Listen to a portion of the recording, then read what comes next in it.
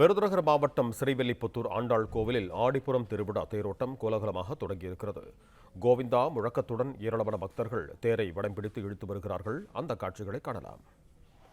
இதுகுறித்து கூடுதல் விவரங்களோடு இணைகிறார் எமது செய்தியாளர் மணிவண்ணன். வணக்கம் மணிவண்ணன், உங்களிடம் இருக்கும் தகவல்களை சொல்லுங்க. வணக்கம்.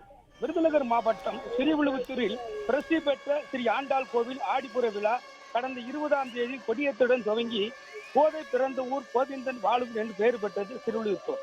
கோதையாகிய ஸ்ரீ ஆண்டாள் பிறந்த ஊராகிய ஸ்ரீவில்லிபுத்தூரில் ஆடிப்புற விழா மிக முக்கியமான நிகழ்வாகும். முதல் நாளான அன்று 16 சக்கர வாகனத்தில் ஸ்ரீ ஆண்டாள் ரங்க மன்னர் பவனி நடைபெற்றது. 5ஆம் நாள் திருநாளான கடந்த 24ஆம் தேதி 5 கட சேவையும் 7ஆம் திருநாளான கடந்த 26ஆம் தேதி சைன சேவையும் நடைபெற்றது. இந்நிகழ்ச்சி முக்கிய நிகழ்வான 9ஆம் நாள் திருநாளான ஆடிப்புற திருவிழா முக்கிய தேரோட்ட நிகழ்வு இன்று நடைபெற்று வருகிறது. இந்த திருவிழாவை காண தமிழகம் மட்டுமின்றி இந்தியாவின் பல பகுதியிலிருந்து பல ஆயிரக்கணக்கான பக்தர்கள் தேரை வடம்பிடித்து இழுத்து வந்தமாக உள்ளவந்தனர். ஆடிப்பூரம் எனப்படுவது ஸ்ரீ ஆண்டாள் பிறந்த நட்சத்திரம் ஆகும்.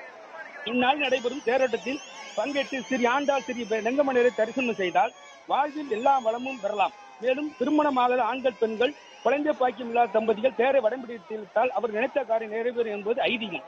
இதற்காக இன்று காலையிலேயே 4:30 மணிக்கு ஸ்ரீ ஆண்டாள் ரங்கமன்னர் உற்சவருக்கு சிறப்பு அபிஷேகம் தீபாராதனை நடைபெற்றது. பின்னர் மதுரை கள்ளழகர் கொடி சூடி கொடுத்த வஸ்திரத்தை உடுத்தி திருத்தேரில் எழுந்தருளி செய்தார். இன்று கள்ளழகர் தேரோட்டத்தில் பங்கேற்ற பக்தர்கள் கோவிந்தா கோவிந்தா என்ற கோஷத்துடன் வடம்பிடித்து தாங்கநரதி வீதி இழுத்து வந்து வந்தனர். இந்த தேரோட்டத்தில் வருவாய்த்துறை அமைச்சர் கே ராமச்சந்திரன், தொழில்துறை அமைச்சர் மணிவண்ணன், உங்க தகவல்களுக்கு